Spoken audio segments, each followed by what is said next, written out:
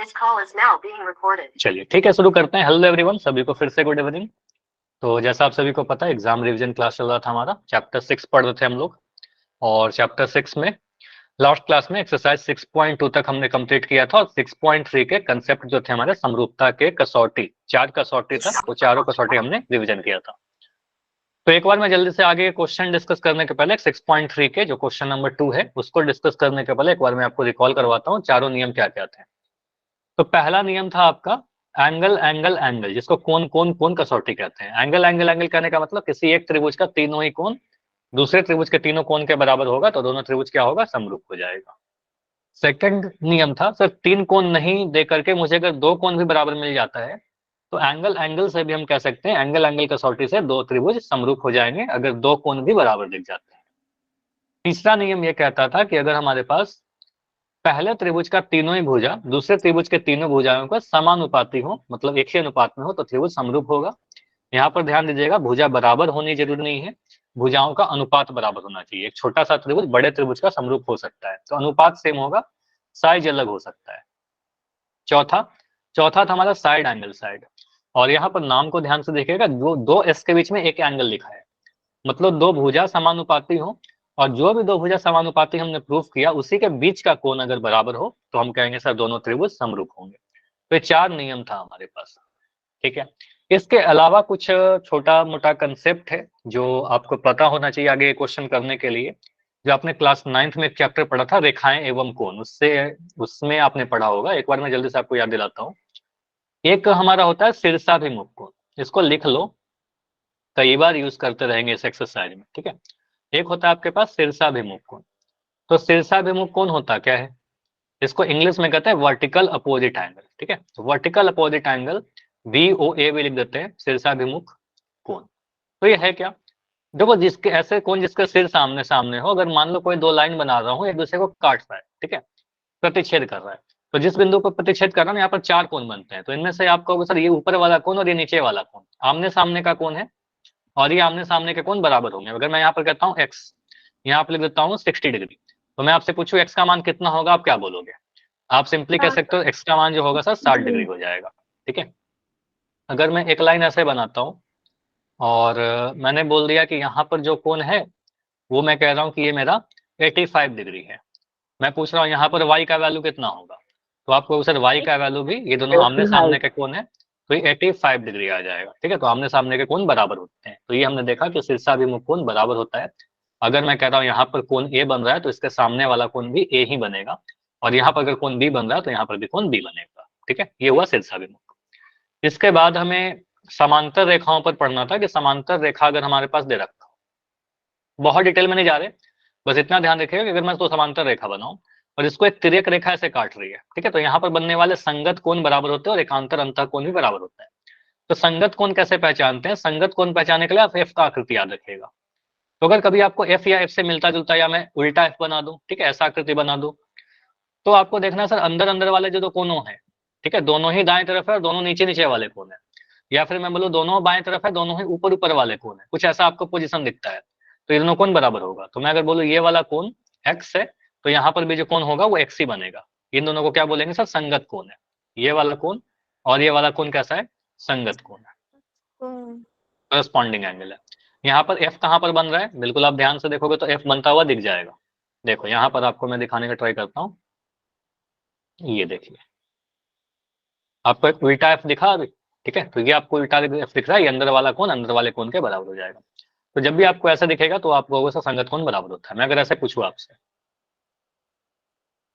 ये वाला कोण आपको दे दिया 70 डिग्री, तो ये कोण कितना होगा, तो आप कह सकते हो सर दोनों ही कोण बाएं तरफ है और दोनों नीचे वाले हैं, तो इसको कहेंगे सर संगत कोण, और यहाँ पर भी आपका क्या आएगा, x का मान आपका 70 डिग्री ही आ जाएगा, तो इसको हम कह सकते हैं संगत कोण, ठीक है। चलिए, तो संगत कोण हमने सीख लिया, f के द्वारा आप पहचान सकते हो। इसके अलावा एक हमारे पास था एकांतर कोण, तो एकांतर में भी एकांतर अंतः कोण की बात कर रहे हैं क्योंकि वही हमारे लिए इंपॉर्टेंट है, एकांतर अंतः कोण, अल्टरनेट इंटीरियर एंगल, ठीक है। तो ये क्या होता है, तो अगर मैं कभी जेड का आकृति बनाऊं, ठीक है, जेड के जैसा या जेड से मिलता जुलता आकृति बनाऊं, तो यहाँ पर जो अंदर वाले कोण आपको दिखते हैं ना, ये दोनों कोण बराबर होंगे अगर ये दोनों लाइन समांतर है। तो ये जरूरी है कि ऊपर वाला लाइन नीचे वाला लाइन के समांतर है, तो अंदर वाले दोनों कोण क्या होंगे, बराबर होंगे। मैं यहाँ पर कहता हूँ कि x, तो यहाँ पर भी आपका क्या आ जाएगा, x ही आएगा। ठीक है, अगर मैं कभी ऐसा भी बना दूं, ऐसा फिगर, तो ये जेड तो नहीं दिख रहा, लेकिन जेड से मिलता जुलता आकृति के जैसा दिख रहा है। बोले सर ये वाला लाइन अगर इसके समांतर है, मैं कह रहा हूँ यहाँ पर 80 डिग्री है, तो यहाँ पर जो कोण बनेगा ये भी क्या बनेगा, 80 डिग्री ही बनेगा। ठीक है, तो एकांतर अंतः कोण ये बनता कैसे है, बेसिकली दो समांतर रेखा है और इसको एक तिर्यक रेखा काट रही है। ठीक है, तो यहाँ पर आपका साइड अलग अलग होना चाहिए। देखो, एक हमने बाएं तरफ लिया है और एक हमने दाएं तरफ लिया है, और दोनों ही अंदर वाले कोण है, तो यहाँ पर आपका बन जाएगा एकांतर अंतः कोण। कैसे बन रहा है देखिए, एक आपको यहाँ पर अभी आपको जेड बनता हुआ दिख रहा होगा।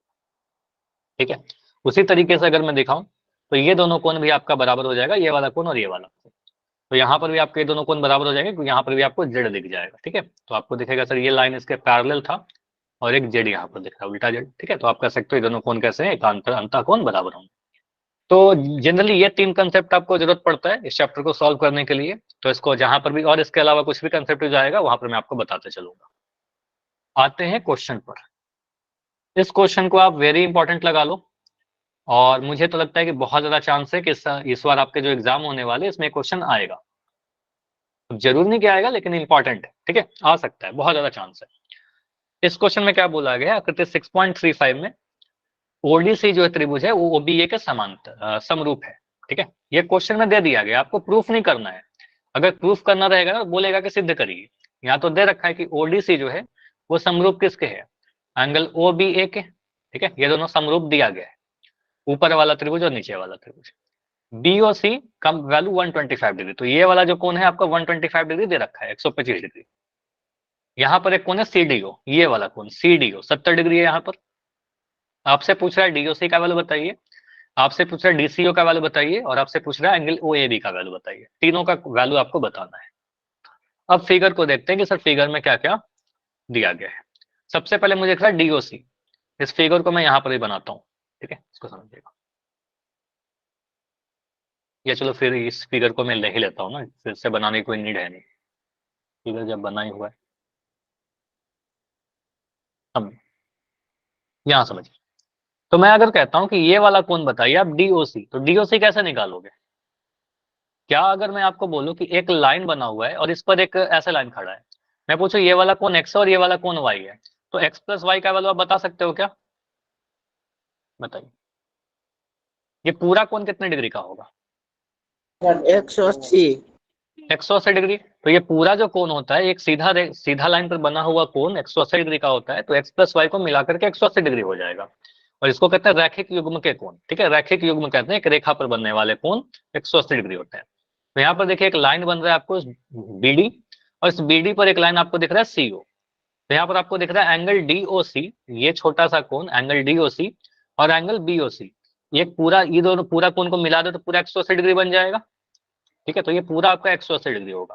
तो इस फिगर को देखकर हम ऐसा लिख सकते हैं क्या, कि एंगल डीओसी, ठीक है, प्लस एंगल बीओसी, इन दोनों को जोड़ेंगे तो कितना मिलेगा, आपको 180 डिग्री मिलेगा।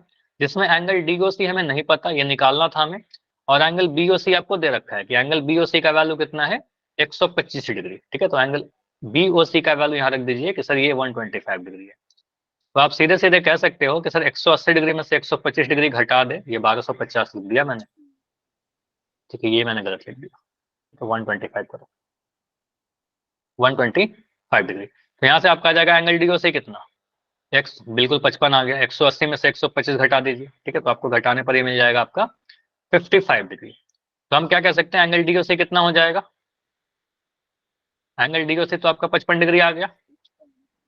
ठीक है, तो ये हमने ये निकाल दिया डीओसी। अब आपसे बोल रहे हैं कि डीसीओ निकालिए। डीसीओ निकालने का मतलब ये वाला कौन आपसे पूछ रहा है यहाँ पर, सी का वैल्यू, क्योंकि बीच वाला कौन देखते हैं ना, डीसीओ। तो डीसीओ कितना होगा, आप डीसीओ कहोगे, हमें पता है सर इस त्रिभुज में, इस त्रिभुज को देखिए,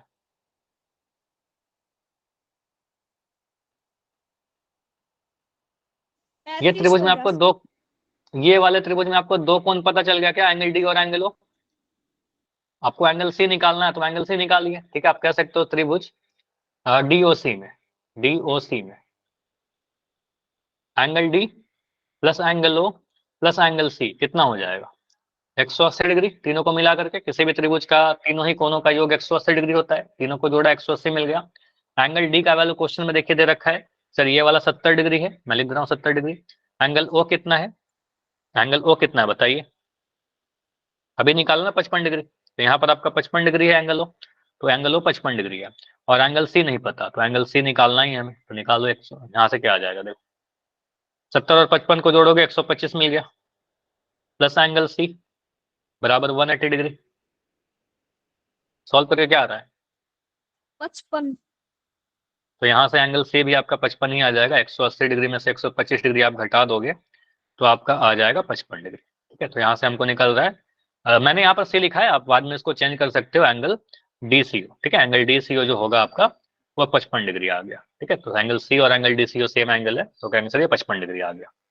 क्लियर, तो दो कोण हमने निकाल दिए, ये वाला भी कोण हमारा निकल गया जो आपसे क्वेश्चन में पूछा जा रहा था।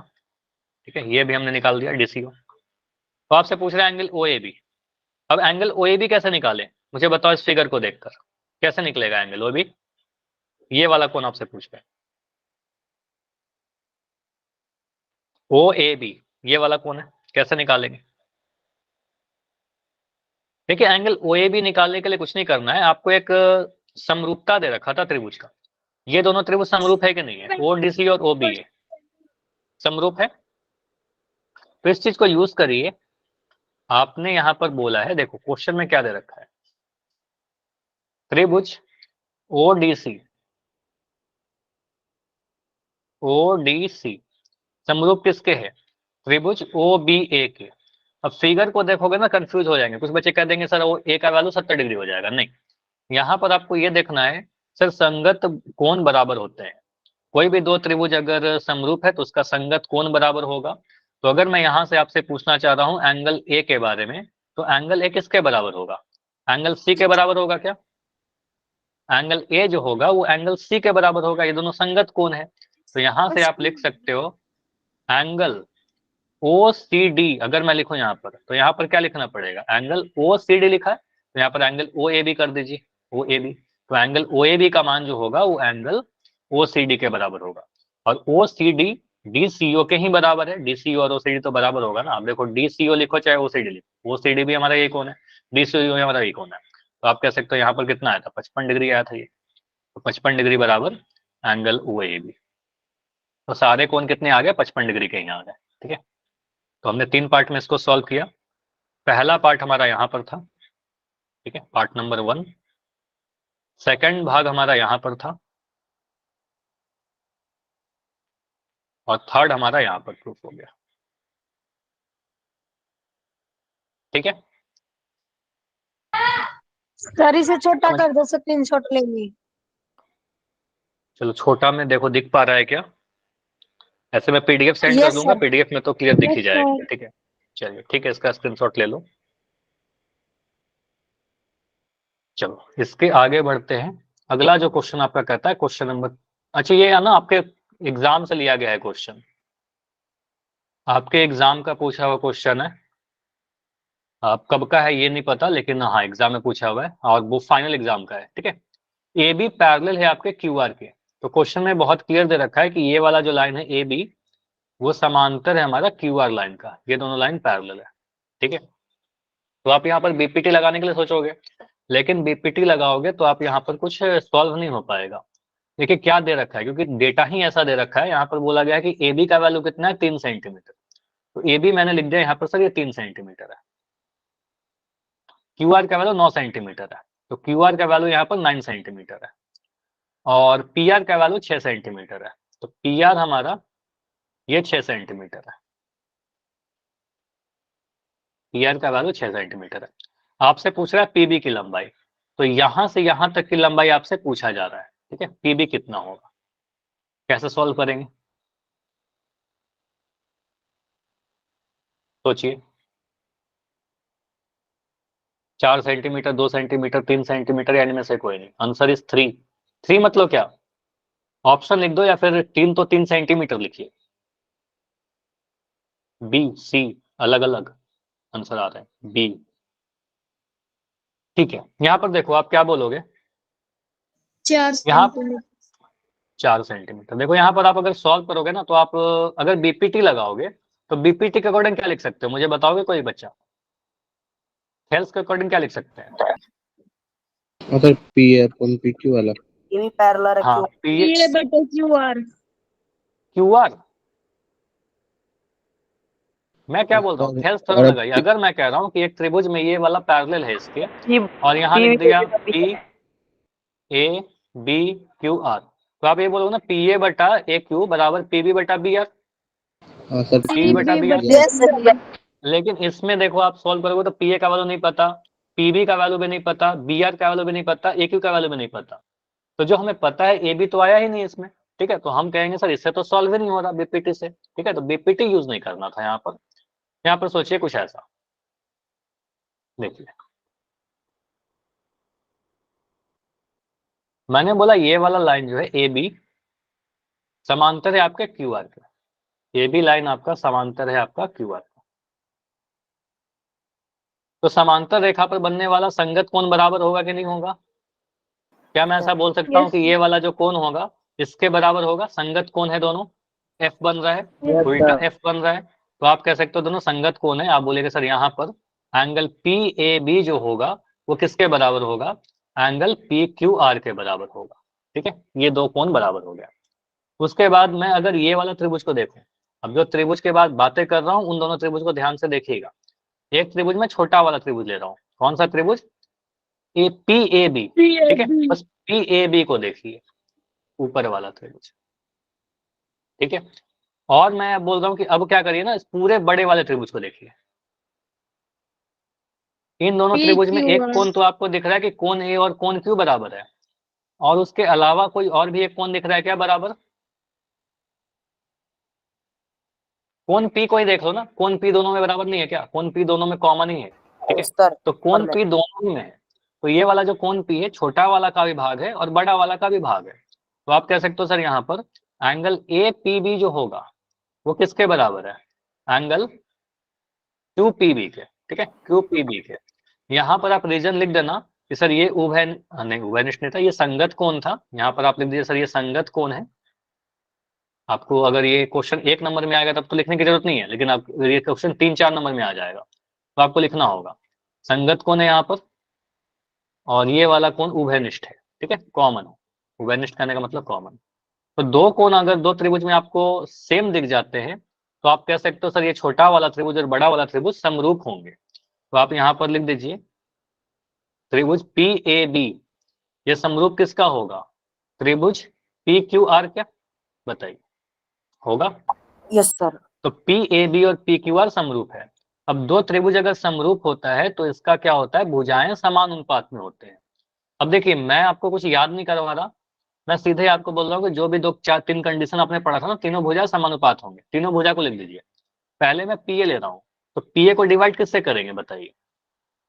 P Q. P Q. उसके बाद मैं बोल रहा हूँ ए बी मैंने लिया, तो इधर से क्या लेंगे? Q R. ए बी लिया तो क्यू आर लिया, और यहाँ से मैं ले रहा हूँ पी बी, तो यहाँ से क्या लेंगे? Q R. तो वहां से मैंने पी आर ले लिया। ये तीनों बराबर है। अब यहाँ पर देखिए कि आपको जरूरत किसकी है, जिसका वैल्यू पता है। इस क्वेश्चन में आपको क्या दे दिया गया था? आपसे बोला था ये 3 सेंटीमीटर है, यहाँ पर बोल दिया था 9 सेंटीमीटर है। ये पी आर पूरा दे रखा था कि आपका 1 सेकंड अभी माइक बंद कर लो, 6 सेंटीमीटर है, और ये पीबी का वैल्यू आपसे पूछ रहा था। क्या कहीं पर भी पी और पी क्यू की बात की गई है क्या? No sir.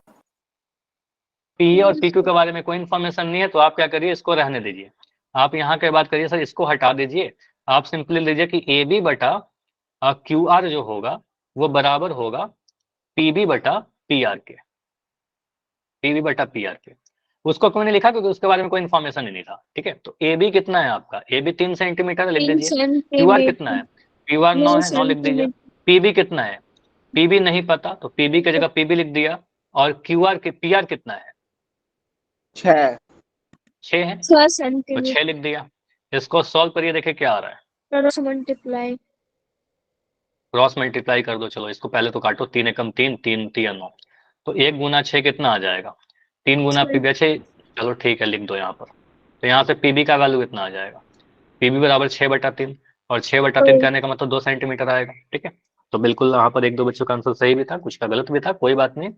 तो इस तरीके से क्वेश्चन अगर आपके एग्जाम में आएंगे तो कर लोगे आप। Yes sir. कौन सा आंसर अब होगा? सी, 2 सेंटीमीटर होगा। सी। ठीक है, चलो अब मुझे बताइए कि अगर आपसे पूछता है कि यहाँ पर बी आर का वैल्यू बताइए, बी आर कितना बोलोगे? बी आर कितना होगा? अरे देखिए ना, पी आर पूरा 6 सेंटीमीटर है, उसमें से पी बी आपने बोला 2 सेंटीमीटर, तो बी आर कितना होगा? हाँ तो 3 हो जाएगा। 4 सेंटीमीटर। 4 सेंटीमीटर। हाँ तो 4। तो आप कहोगे सर यहाँ पर टोटल, हाँ सिंपली आप ऐसे सोचो कि पूरा हमारा पी आर कितना है, 6 सेंटी, पी आर में से आप ऊपर का पीबी घटा दीजिए तो आपका आ जाएगा बी आर। ये वाला भुजा कैसे निकालेंगे? पूरा में से ये पीबी को घटा दिया, ठीक है, तो आपको सर 6 में से आप 2 घटा दीजिए तो 4 सेंटीमीटर। तो अगर बी आर पूछता तो हम आंसर ए करते, अगर हमसे पीबी पूछेगा तो हम सी करेंगे, बाकी बी और डी तो हमारा आंसर नहीं। ठीक है, समझ में आया? तो इंपॉर्टेंट कर दे रहा हूँ, ये क्वेश्चन आपके एग्जाम में रिपीट हो सकता है। ठीक है, अगला क्वेश्चन आते हैं, ये क्वेश्चन नंबर 3। अच्छा, आप सभी के पास एनसीईआरटी बुक है क्या अभी? सभी के सामने है? अगर है तो ठीक है, अगर जिसके पास नहीं है तो लेकर आइए, और अगर नहीं ला सकते तो कोई बात नहीं। अगर है साथ में किताब तो आप ये वाला क्वेश्चन देखिए, 6.3 एक्सरसाइज का क्वेश्चन नंबर 3 है, और यही क्वेश्चन आपको मैंने करवाया था एक्सरसाइज नंबर 6.2 का क्वेश्चन नंबर 9 को देखिए, सेम क्वेश्चन लिख रखा है, समलंब वाला आपको याद होगा, क्वेश्चन मैंने करवा रखा है। तो ये क्वेश्चन नंबर 3, 6.3 का क्वेश्चन नंबर 3 और 6.2 का क्वेश्चन नंबर 9, दोनों सेम क्वेश्चन है, ऑलमोस्ट सेम चीजें प्रूफ करनी है, थोड़ा सा डिफरेंस है। तो ये 2 जगह क्यों लिखा है? अब एग्जाम में आएगा तो कैसे प्रूफ करेंगे? हमें तो बोल कर नहीं जाएगा कि कौन सा एक्सरसाइज का क्वेश्चन है, पहले जैसे मैंने करवा दिया, आपको अगर वो याद आता है वैसे कर लीजिएगा। ठीक है, वहां पर कंस्ट्रक्शन करके किया था। अब हमने समरूपता पढ़ लिया है, तो समरूपता को यूज करके भी सॉल्व कर सकते हैं, ज्यादा आसान हो जाएगा। ठीक है, तो ये देखिए ऐसा क्वेश्चन भी आ सकता है, ऐसे ये क्वेश्चन में डिस्कस कर लिया है पहले, वहां पर अलग तरीके से सॉल्व किया था, यहाँ अलग तरीके से करेंगे। समलंब एबीसीडी, अब आपको पता है कि समलंब क्या होता है? समलंब चतुर्भुज होता है कुछ ऐसा। ठीक है, अब इसका नाम दे दिया एबीसीडी, इसमें बोल रहा है कि एबी जो है वो डीसी के समांतर है, तो पहले मैंने एबीसीडी लिखा, और बोल रहा है कि डीसी लाइन जो है वो एबी लाइन के समांतर है।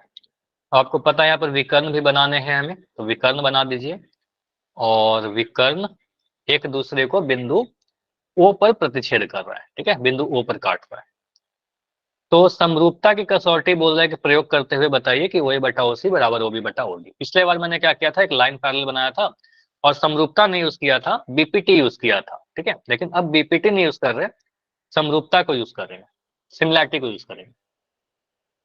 मुझे बताइए, ये जो एसी लाइन है और जो बीडी लाइन है, एक दूसरे को काट रहा है, तो क्या यहाँ पर आमने सामने के कोण बराबर होंगे कि नहीं होंगे? होंगे। होंगे, शीर्षाभिमुख कोण होते आएंगे हैं। सर। तो अगर मैं, ठीक है, तो मुझे देखो, आप सोचोगे ना कि एग्जाम में फ्लो कैसा होगा, किस तरीके से हम बढ़ेंगे, तो पहले मुझे दिख गया कि सर ये दोनों कोण बराबर होंगे, शीर्षाभिमुख कोण हो जाएंगे। ठीक है, उसके बाद मैं ये भी लिख सकता हूँ क्या, कि ये वाला जो कोण है, कोण सी, वो कोण ए के बराबर हो जाएगा। सर एकांतर अंतः कोण है, जेड बन रहा है हमारा। ठीक है, तो ये वाला कोण और ये वाला कोण बराबर हो जाएगा, तो हम कह सकते हैं सर ए बी और सी डी अगर समांतर है तो एकांतर अंतः कोण भी बराबर हो जाएंगे। तो अब ये तो मैंने सोच लिया, अब इसको लिखने का तरीका देखते हैं, किस तरीके से लिखते जाएंगे एग्जाम में। आप लीजिए त्रिभुज ओ सी डी, ठीक है, ओ सी डी तथा एक त्रिभुज और लो आप, त्रिभुज ओ ए बी। ठीक है, ओ ए बी में इन दोनों त्रिभुज को मैं अगर लिया तो आपको दिख जाएगा कि यहाँ पर दोनों में एंगल ओ, मतलब कौन से 2 त्रिभुज ले रहे हैं, एक त्रिभुज ऊपर रखा ले रहे हैं ये वाला, और एक त्रिभुज ले रहे हैं नीचे वाला।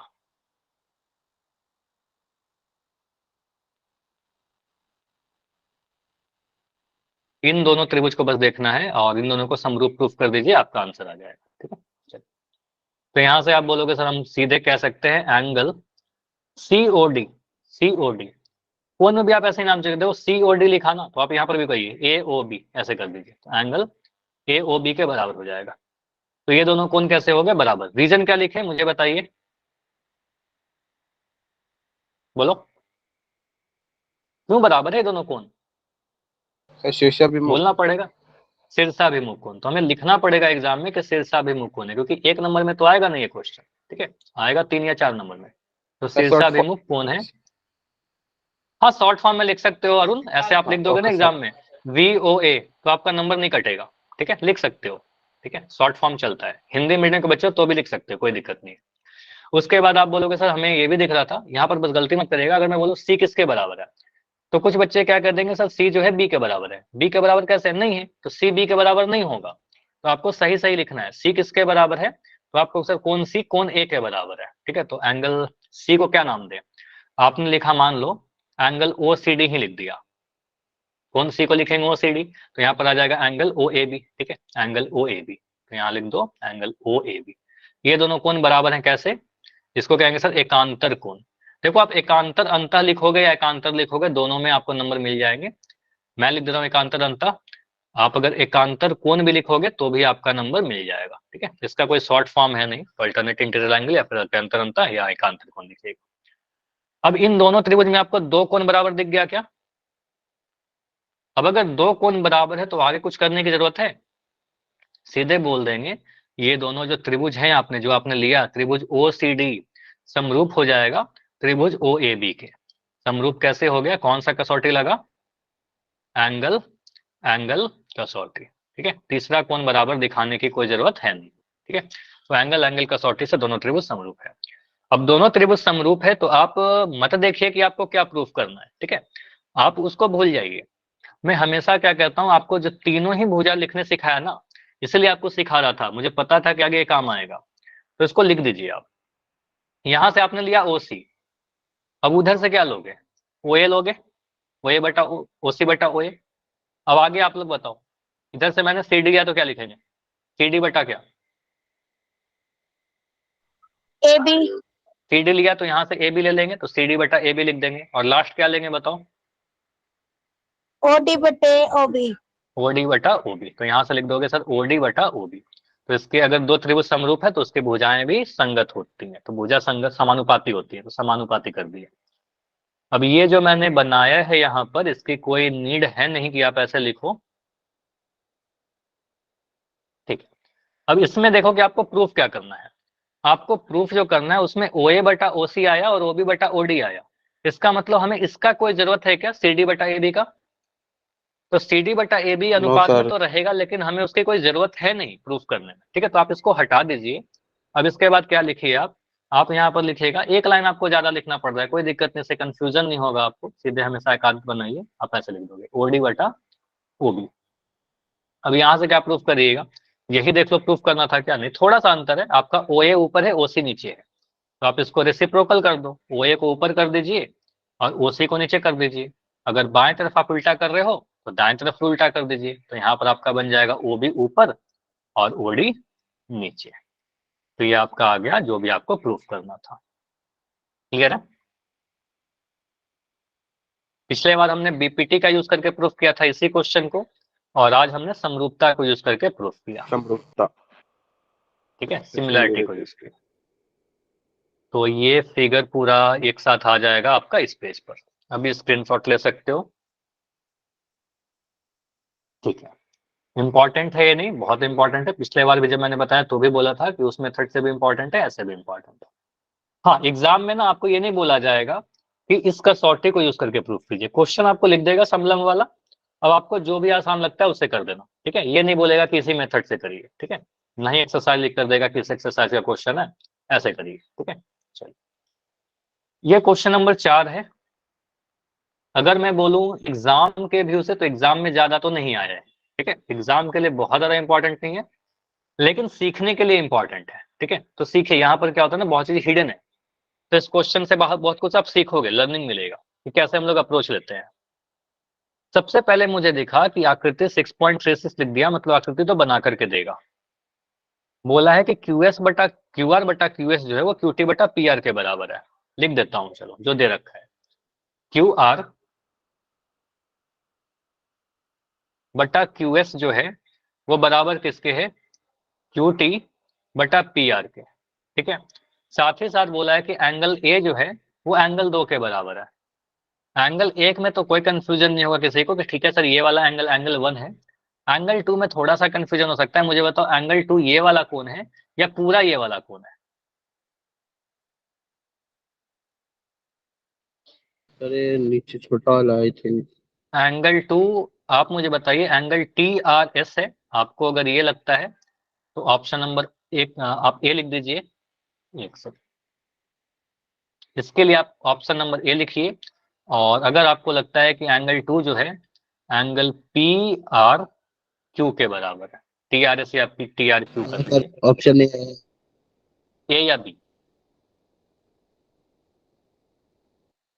देखो एंगल टू जो है ना बस इतना है, यहां से यहां तक, इस आर्क से समझ में आता है, ठीक है, जो इतना जो चाप बना रखा है ना बस यहीं तक है, आगे नहीं बढ़ाया गया। अगर मैं पूरा बढ़ा देता तो इसका मतलब ये पूरा कोण हो जाता एंगल टू, लेकिन यहाँ पर आपका क्या बोला गया है, आपको बोला गया है बस इतना, ठीक है, इतना छोटा सा, ठीक है। तो इसका मतलब ये वाला जो है आपका ऐसे बन रहा है पी आर एस या पी आर क्यू, ठीक है। तो आपका ये जो है तो P sir R A Q, सही है एंगल ना? टू ये वाला है पी आर क्यू, बी है ना, समझ में आया अरुण? ये कौन कौन सा है, पी आर क्यू है ना, पी से स्टार्ट हो रहा है आर की तरफ जा रहा है, आर से क्यू की तरफ जा रहा है। अगर आप टी आर एस ले लोगे, अगर आप टी आर क्यू या टी आर एस ले लोगे तो आपको पूरा आ जाएगा ना, ये पूरा आ जाएगा इतना। तो ये वाला कौन तो हाँ एंगल टू है सर। नहीं, ठीक है। तो ये ध्यान से देखना है कि हमें कौन सा कोण लेना है, ये वाला छोटा सा कोण है। तो एंगल वन और एंगल टू बराबर है, हाँ सर। तो इससे क्या फायदा हो जाएगा, एंगल वन और एंगल टू से हम क्या देखेंगे, देखो जब इसको देखेंगे एंगल वन एंगल टू तो ये दिख रहा है सर ये एक त्रिभुज का कोण है, एक त्रिभुज के दो कोण है ऐसा। अब इस त्रिभुज को मैं अगर अलग से बना दूं, हालांकि आपको एग्जाम में इतना टाइम नहीं होगा कि आप ऐसे बनाइएगा, आप फिगर से अज्यूम करिएगा, बस समझाने के लिए बना रहा हूँ। यहाँ पर आपका P है, यहाँ पर Q है और यहाँ पर R है, लेकिन अगर कंफ्यूजन होगा तो बनाइएगा कोण एक और कोण दो, ये दोनों कोण बराबर है, कोण एक और दो बराबर है। तो अगर दो कोण बराबर होता है तो त्रिभुज का उसके सामने वाला भुजा भी बराबर होता है क्या? तो यहाँ यस से सर। आप कह सकते हो कि एंगल वन अगर एंगल टू के बराबर है तो एंगल वन के सामने हाँ कौन सर। सा भुजा है आपका, पी आर भुजा है, और एंगल टू के सामने कौन सा भुजा है आपका, पी क्यू भुजा है। तो हम कह सकते हैं ना कि पी आर जो होगा वो पी क्यू के बराबर होगा, ये दोनों भुजाएं भी आपस में बराबर होंगी, समद्विबाहु त्रिभुज, ठीक है। तो बराबर कोण के सामने की भुजा भी बराबर होती है, ठीक है। तो आप ऐसे कह सकते हो, इसको मिटा दिया, कोई जरूरत है नहीं। तो आप कह सकते हो अगर एंगल वन एंगल टू के बराबर है तो पी आर पी क्यू के बराबर है, ठीक है। यहाँ पर रीजन लिखने की कोई जरूरत नहीं है, हमने रीजन तो बता ही दिया कि एंगल एक एंगल दो के बराबर था, इसलिए हमने ऐसे लिखा, ठीक है। चलिए, तो पी आर अगर पी क्यू के बराबर है तो ऊपर जो हमारा दे रखा था ना रेशियो, इसमें आप चेंज कर सकते हो क्या कि इस पी आर के जगह पर मैं पी क्यू भी तो लिख सकता हूँ, इस पी आर की जगह मैं पी क्यू भी लिख सकता हूं। तो आप बोलेगा अतः हम ऐसा लिख सकते हैं क्यू आर बटा क्यू एस बराबर क्यू टी, और पी आर को मैं चेंज करके लिख दे रहा हूं पी क्यू, बताइए, ठीक है। क्यू आर बटा क्यू एस बराबर क्यू टी बटा पी क्यू। अब देखो आपने क्या क्या प्रूफ कर लिया है। अब यहां पर दो त्रिभुज है, इन दोनों त्रिभुज को आप अगर ध्यान से देखिए, और यही आपको सीखना है।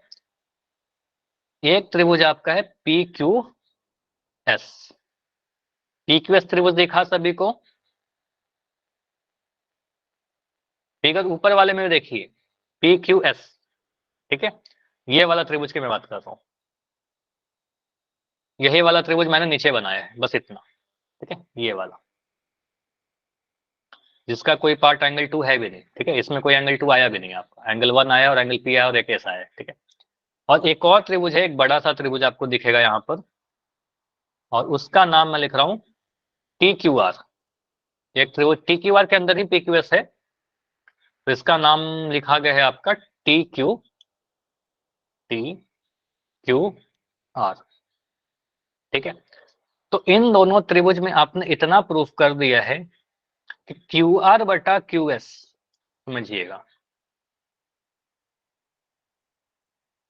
क्यू आर बटा क्यू एस मतलब आपने बोला क्यू आर का रेशियो क्यू एस के साथ बराबर है, कौन सा रेशियो, क्यू टी बटा पी क्यू के, ठीक है। तो आप बोलो सर क्यू टी बटा पी क्यू के, मतलब आपको दिख रहा है कि ये दोनों त्रिभुज का दो भुजा समानुपाती है, बताइए, दो भुजा समानुपाती है।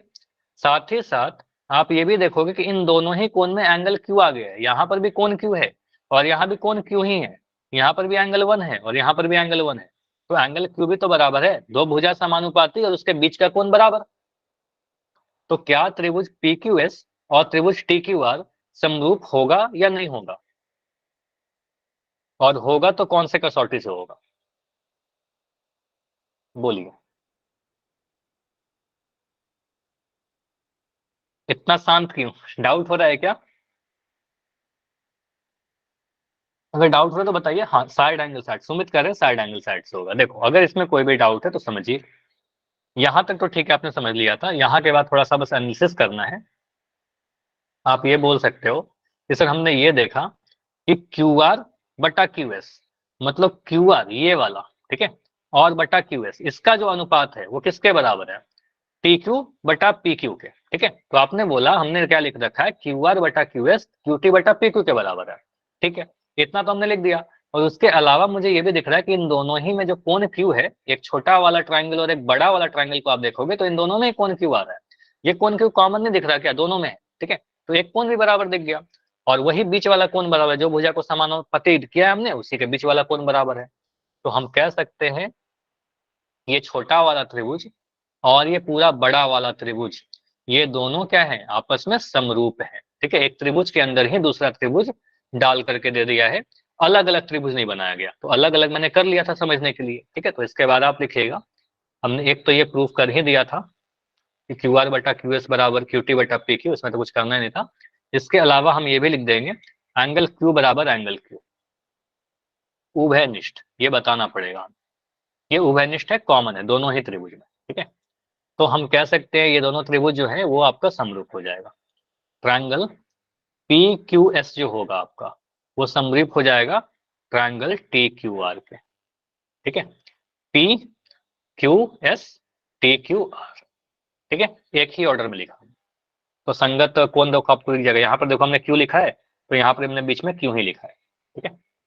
प्रूफ हो गया क्या, यही तो प्रूफ करना था, दर्शाना था हमें कि पी क्यू आर और क्यू टी क्यू आर समरूप है, ये प्रूफ था। हाँ, ये आप बताना पड़ेगा, इतना लिख दोगे तो नंबर कट जाएगा आपका, ठीक है, यहाँ पर बताना पड़ेगा कौन सा क्राइटेरिया, तो साइड एंगल साइड, ठीक है, कसौटी, ये लिखना पड़ेगा, ठीक है। हाँ, P Q S T Q R के समरूप है, प्रूफ, इसके बाद लिख दीजिएगा प्रूफ। ये बनाने की जरूरत है क्या आपको एग्जाम में, बना दोगे ठीक है, नहीं बनाओगे कोई दिक्कत नहीं है, आपके लिए है ये, समझने के लिए बनाना है। अगर आपको डाउट होगा बनाइएगा, नहीं डाउट होगा आप डायरेक्ट भी कर दोगे, नंबर नहीं कटेगा, ठीक है, क्लियर है, आगे बढ़े। चलिए क्वेश्चन नंबर 4 हो गया हमारा, क्वेश्चन नंबर आगे बढ़ते हैं, जो इंपॉर्टेंट है आपका क्वेश्चन नंबर 6 देखिए। ये सिंबल का मतलब कौन बताएगा, ये सिंबल क्या होता है, सर्वांग सब कॉन्ग्रेंट सर, कॉन्ग्रेंट। कॉन्ग्रुएंट या सर्वांगसम। अब सर्वांगसम क्या होता है, कोई दो आकृति जिसका बिल्कुल आकार हम आप सब चीज सेम है, मतलब बिल्कुल सेम फिगर, ठीक है। तो अगर मैं दो त्रिभुज बोलता हूँ ना कि समरूप है, सॉरी सर्वांगसम है, अगर मैं बोलता हूँ कि दोनों त्रिभुज सर्वांगसम है, नाम कुछ ऐसे लिख दिया ए बी सी और यहाँ लिख दिया पी क्यू आर। अगर कभी ऐसा होता है कि नाम भी इंपॉर्टेंट है, ए बी सी जो है वो सर्वांगसम है आपका त्रिभुज पी क्यू आर के, तो यहाँ पर बोलोगे सब सभी चीज सेम हो जाएगा, इसका संगत कोण बराबर हो जाएगा, संगत भुजा भी बराबर हो जाएगा। आप बोलोगे सर कोण ए किसके बराबर होगा, कोण पी के बराबर, कोण बी किसके बराबर, कोण क्यू के बराबर, कोण सी किसके, कोण आर के बराबर, कोण ए कोण पी के बराबर, कोण बी कोण क्यू के बराबर, कोण सी कोण आर के बराबर, ठीक है, संगत कोण बराबर, संगत भुजा भी बराबर। सर ए बी जो होगा वो पी क्यू के बराबर हो जाएगा, सर बी सी जो होगा वो क्यू आर के बराबर हो जाएगा, और जो ए सी होगा वो पी आर के बराबर हो जाएगा, ठीक है। तो मतलब हर चीज बिल्कुल सेम हो जाता है, तो सर्वांग क्षमता का मतलब भुजा भी बराबर हो जाएगा, ठीक है। समरूपता में ऐसा नहीं लिखते थे कि भुजा बराबर होगा, लेकिन सर्वांग क्षमता में भुजा बराबर हो जाता है, ठीक है। तो यहाँ से आपको एक चीज दे रखा है, आकृति 6, ये कहाँ आ गए हम लोग, ये क्वेश्चन था, ठीक है, 6.37 में। तो आकृति 6.37 बोल रहा है कि ट्रायंगल ए बी जो है त्रिभुज वो एसीडी के सर्वांगसम है। कौन कौन सा त्रिभुज की बात की गई है, एक त्रिभुज ये ले लिया ए बी ई, एक ये त्रिभुज दिख रहा है सभी को, उसके बाद एक त्रिभुज बोला गया एसीडी, एसीडी ये वाला त्रिभुज है, एक दूसरे के ऊपर ओवरलैप कर रहा है ना, ये दोनों त्रिभुज ओवरलैप कर रहे हैं, तो मैं दोनों को अलग कर सकता हूँ ना, आप अलग अलग बनाइए अपने समझने के लिए, ठीक है। तो मैं क्या कर रहा हूँ ताकि मुझे थोड़ा आसान हो जाए, हम ऐसा बनाते हैं।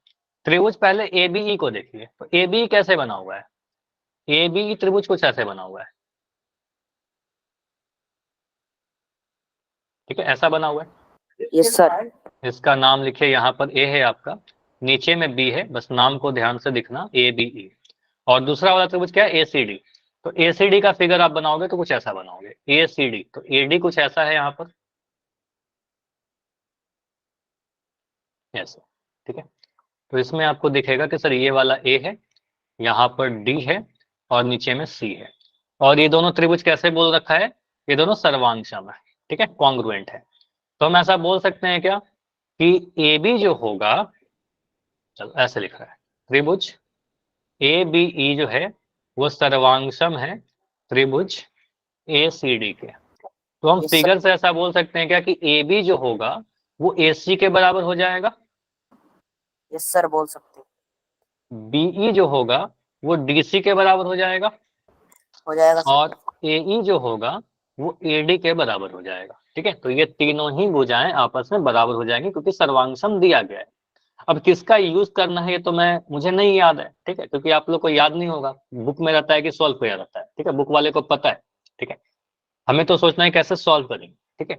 तो ये ठीक है, आपने देखा कि सर सर्वांगसम में दोनों बराबर है। प्रूफ क्या करना है, एडीई और एबीसी समरूप है, मतलब आपको देखना है ये वाला एक छोटा सा ट्रायंगल एडीई, ये छोटा ट्रायंगल, और ये बड़ा वाला ट्रायंगल एबीसी, ये पूरा बड़ा वाला ट्रायंगल, ये दोनों त्रिभुज क्या है, समरूप है, ऐसा प्रूफ कर दीजिए। कैसे प्रूफ करें, अच्छा इन दोनों त्रिभुज में जो छोटा वाला ट्रायंगल और बड़ा वाला ट्रायंगल आपको समरूप प्रूफ करना है, उसमें आपको कुछ दिख रहा है क्या कि कोई एक कोण कॉमन दिख रहा है, कोई एक कोण बराबर तो दिख ही गया, बताइए। Angle A. एंगल ए, तो आपको दिख रहा है, आप चाहे आप त्रिभुज छोटा वाला लीजिए सर, चाहे आप एडी लीजिए, चाहे आप एबीसी लीजिए, दोनों ही त्रिभुज में कोण ए तो आ ही रहा है, ठीक है। तो कोण ए दोनों में है, तो कोण ए तो बराबर मिल गया, ठीक है।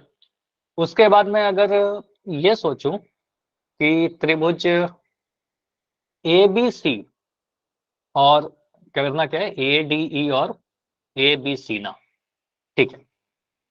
यहाँ पर आप इस तरीके से सोचोगे कि अगर मैं कुछ ऐसा लेता हूं कि ए का अनुपात एडी के साथ में, मुझे बताओ कितना आएगा, ए बटा एडी,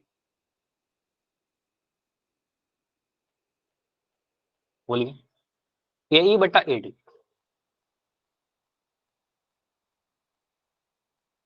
देखो ए और एडी बराबर है, चलो मैं यहीं पर ऐसे लिख देता हूँ, क्या हम ऐसा लिख सकते हैं, एडी बटा ए बी आपका 1 आएगा, दोनों बराबर है ना, एडी देखिए यहाँ पर लिख रखा है ये वाला भुजा, और यहाँ पर ए लिख रखा है, दोनों बराबर है आपस में, तो ये ए बटा एडी जो आएगा एक आएगा। अब मैं अगर बोलता हूँ कि आप मुझे बताइए ए बी का अनुपात आप ले लीजिए ए सी के साथ, तो ये भी आपका 1 आएगा।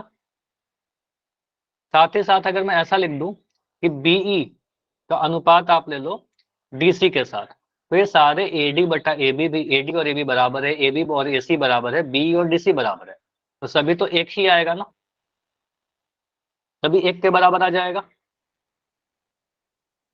क्लियर है, बोलो। Yes sir. तो आपने देखा कि एडी एई के बराबर है, एबी एसी के बराबर है, और बीई डीसी के बराबर है, तो तीनों का अनुपात आपका सेम आ गया। अब यहाँ पर मुझे दिख रहा है कि सर एक छोटा वाला त्रिभुज और बड़ा वाला त्रिभुज देख रहे हैं, तो उसमें तो एक कोण बराबर आ गया, तो एक कोण बराबर से काम नहीं चलेगा, बाकी तो मुझे कुछ दे भी नहीं रखा है, ठीक है। अब मैं अगर ऐसा सोचूं कि एडी का अनुपात मैं लू एबी के साथ, एडी बटा एबी, और इधर से मैं लेता हूं एई, इसमें कुछ गड़बड़ कर दिया क्या,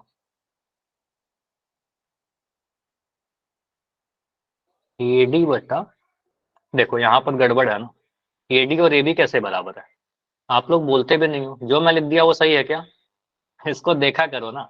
मैंने एडी लिया था, तो एडी के नीचे क्या आना चाहिए, चलो आप बताओ, मैं नहीं बताऊं, यही आना चाहिए ना, तो आपको डाउट क्यों नहीं होता है, अगर मैं कुछ गलत लिख दिया तो आपको बोलना चाहिए सर कैसे हो गया, तो एडी के नीचे ए आना चाहिए ना, एडी और ए बराबर है, इस फिगर में देखिए तो एडी और ए बराबर है, इसको देखो, कई बार क्या होता है कि मैं थोड़ा गलत लिख दिया, तो आपको बताना है AD और AE, ठीक है। उसके बाद मैं लिया AB, तो AC लेना है आपको, AB लिया तो आपने AC लिया, बराबर था, और आपने B लिया तो यहाँ DC लिया, ठीक है। अब सही आएगा।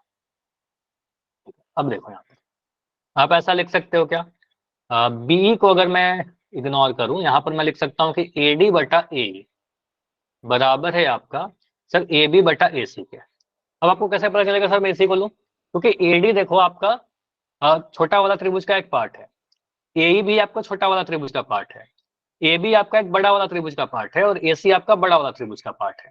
तो यहाँ से आप ऐसा लिख सकते हो कि सर AD बटा AB को मैं नीचे ले आऊं, तो यहाँ पर क्या लिखना पड़ेगा, AC के ऊपर क्या आना चाहिए, ये आप लोग बताओगे। AC के ऊपर क्या आना चाहिए, AE। मैं कुछ नहीं कर रहा, क्रॉस मल्टीप्लाई कर रहा हूँ, मतलब ये AB को नीचे भेज दिया और AE को मैं ऊपर भेज दिया, ठीक है। तो ऐसे कर सकते हैं, तो मैं यहाँ पर ये मिटा देता हूँ, तो यहाँ पर आपने कर दिया सर, यहाँ पर AE लिख दीजिए, AE। अब यहाँ पर देखो आपने दो त्रिभुजों में क्या क्या प्रूफ कर दिया है, इसको मिटाओ, इसकी कोई अब नीड है नहीं हमें, ठीक है। अब देखो आपने एक छोटा त्रिभुज लिया था ADE, और एक बड़ा त्रिभुज आपने लिया है ABC। इन दोनों त्रिभुज को आप देखोगे तो आपको ने प्रूफ कर दिया AD बटा AB मतलब AD बाई AB बराबर AE बटा AC मतलब AE बटा AC। तो आपका दो भुजा समानुपाती हो गया क्या, दो भुजा समानुपाती हमने दिखा दिया। Yes sir. इन दोनों भुजा, जो भुजा आपने समानुपाती दिखाया उसके बीच का कोण भी बराबर है क्या, एंगल ए तो कॉमन ही है दोनों में, कोण ए कॉमन है, तो यहाँ पर से आप लिख दीजिएगा। इसके बाद हम ऐसा बोल सकते हैं सर एंगल ए बराबर एंगल ए, ये क्या है, उभयनिष्ठ, ठीक है, उभयनिष्ठ है। तो यहाँ से हम कह सकते हैं कि दो भुजा समानुपाती एक कोण कॉमन, तो इसके अकॉर्डिंग हम बोल देंगे सर दोनों त्रिभुज क्या होंगे, समरूप होंगे। और कौन सा क्रिटेरिया, बस क्रिटेरिया आपको सही सही लिखना है, कसौटी आप बोलोगे सर, इसके बाद हम लिख देंगे त्रिभुज ADE।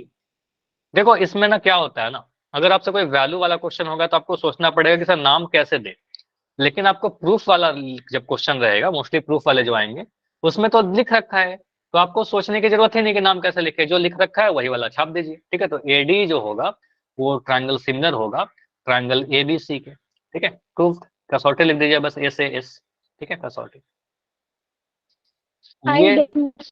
ये नहीं लिखेंगे तो नंबर कट जाएगा, ठीक है। प्रूफ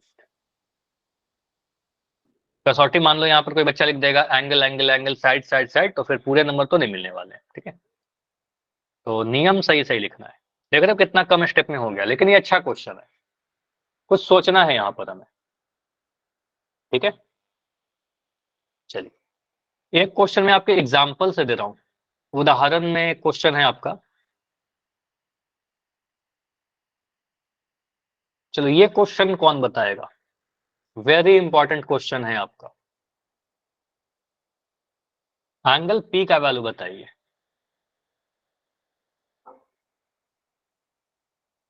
अस्सी डिग्री, 60 डिग्री होगा क्या, क्या आपको लगता है क्या 60 डिग्री होगा? 60 डिग्री नहीं होगा, फिर क्या होगा,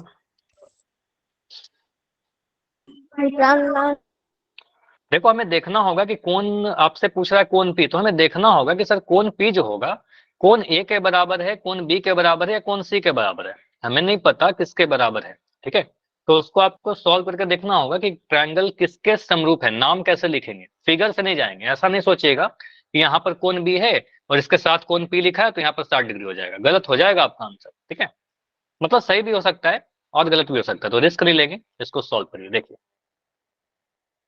थोड़ा मैं छोटा कर रहा हूँ, इसको समझो। आप देखोगे सर यहाँ पर मुझे 3.8 दिख रहा है, हाँ उदाहरण नंबर 5 है, उदाहरण 5 का क्वेश्चन है। 40 डिग्री दक्ष का आंसर आ गया, वेरी गुड दक्ष, ठीक है। यहाँ पर आप देखिए 3.8 दिख रहा है और यहाँ पर मुझे 7.6 दिख रहा है। डेसिमल को डेसिमल से आप डिवाइड करके देखिए।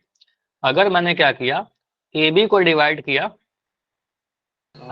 इतना आप सिंपली समझो ना, 3.8 को मैं डिवाइड करके चेक करता हूँ 7.6 से, क्या आ रहा है बताओ। 19 दूनी 38, 19 चौके 76, मतलब 1/2 आ रहा है, 1/2 आ गया। अब यहाँ पर अब 6 को डिवाइड करिए 12 से, ठीक है, तो आपका 6/12 कितना आ जाएगा? 1/2। अब रूट वाले को लीजिए, रूट यहाँ 3 रूट 3 है और यहाँ पर 6 रूट 3 है, तो 3 रूट 3 को अगर मैं 6 रूट 3 से डिवाइड करूँ कितना आ जाएगा? रूट 3 से रूट 3 कट जाएगा आपका, 3/6 कहने का मतलब 1/2 आ जाएगा। तो पहले त्रिभुज के तीनों ही भुजाएं दूसरे त्रिभुज के तीनों भुजाएं के समानुपाती दिखा कि नहीं दिखा? समानुपाती है। तो पहले त्रिभुज के तीनों ही भुजाएं दूसरे त्रिभुज के तीनों ही भुजाएं के समानुपाती है। अब समान अनुपात में मतलब दोनों त्रिभुज समरूप होंगे। अब सवाल उठता है सर कि इसको समरूप हम लिखे कैसे, नाम कैसे लिखे? तो नाम लिखने में कुछ नहीं है, आप इसको ऐसे समझ लो ना, नाम लिखने के लिए तो मैंने इतने डिटेल में आपको सिखाया है।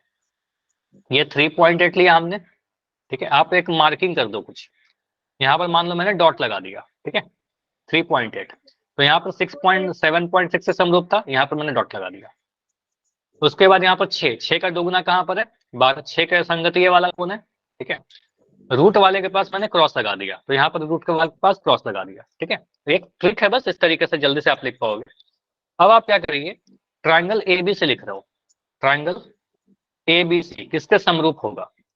आप ABC जब लिखोगे तो आप डॉट से स्टार्ट कर रहे हो, डॉट से टिक की तरफ जा रहे हो और टिक मार्क के पास क्रॉस की तरफ जा रहे हो, कुछ ऐसा रहा डायरेक्शन। तो यहाँ पर भी आप डॉट से स्टार्ट करिए, डॉट के बाद आपको टिक की तरफ जाना है और फिर क्रॉस की तरफ जाना है, तो ये डायरेक्शन हो जाएगा। तो आपको लिखना होगा RQP, PQR में लिख सकते हैं। तो यहाँ पर क्या बोलेंगे, ट्राइंगल RQP के समरूप हो जाएगा, ठीक है। तो ये डायरेक्शन हमारे लिए इंपॉर्टेंट है, इस तरीके से हमने सोचा, ठीक है। तो हमने देखा कि सर ABC जो है RQP के समरूप है, तो एंगल P किसके बराबर होगा? एंगल P एंगल C के बराबर होगा, मतलब कह सकते हैं ये जो भी एंगल होगा सर ये एंगल C के बराबर होगा। अब एंगल C निकाल दीजिए, आपका एंगल P भी निकल जाएगा। तो एंगल C कैसे निकालेंगे? तो 80 + 60 डिवाइड 1 हाँ, आप कह सकते हो त्रिभुज ABC में angle A plus angle B plus angle C, इन तीनों को जोड़ने पर कितना मिल जाएगा? 180 डिग्री मिल जाएगा। एंगल A कितना है? 80 डिग्री। अब तो आप कर सकते हो इसके बाद के स्टेप्स, ठीक है। तो एंगल C कितना आ जाएगा? 180 डिग्री। तो यहाँ सॉल्व करोगे sir 140 degree plus angle C बराबर 180 डिग्री। यहाँ से एंगल C निकालोगे, 180 में से घटाओगे तो 40 डिग्री। तो एंगल C आपका 40 डिग्री आ जाएगा, और एंगल C अगर 40 आएगा तो एंगल P भी आपका 40 डिग्री आ जाएगा, ठीक है। मुझे बताइए एंगल R का वैल्यू आपसे पूछेगा तो क्या बोलोगे? एंगल R किसके बराबर है? 80 डिग्री। एंगल R जो है यहाँ से देखेंगे, एंगल R जो है सर एंगल A के बराबर है, संगत। तो एंगल R एंगल A के बराबर है, एंगल A आपको दिख रहा है वहां पर 80 डिग्री, ठीक है। एंगल Q किसके बराबर हो जाएगा? Sir 60 degree. फिगर से ज्यादा हम देखेंगे नाम को, तो एंगल Q जो है एंगल P के बराबर हो जाएगा। तो एंगल Q जो है एंगल P के बराबर, एंगल B के बराबर है, तो B 60 डिग्री है, ठीक है। तो एंगल B के बराबर है वो 60 डिग्री है, ठीक है। चलिए क्लास इतना ही रखते हैं, क्वेश्चन आपको होमवर्क में दूं? Good night sir. नहीं अभी रुक जाओ, एक होमवर्क में दे रहा हूँ, ठीक है। क्वेश्चन इसको नोट कर लो, आपको PDF में सेंड कर ही दूंगा, काफी अच्छा सा क्वेश्चन है, इसको ट्राई करिएगा, आ सकता है आपके एग्जाम में।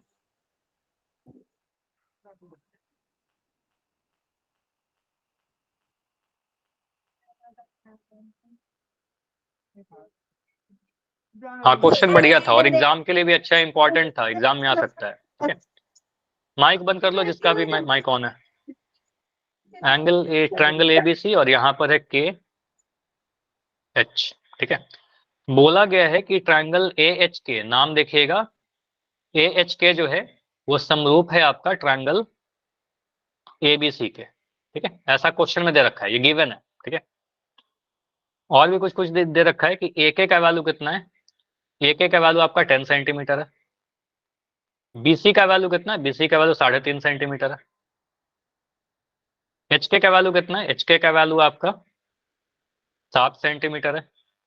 आपसे पूछा है कि AC का वैल्यू बताइए, ठीक है। ट्राई,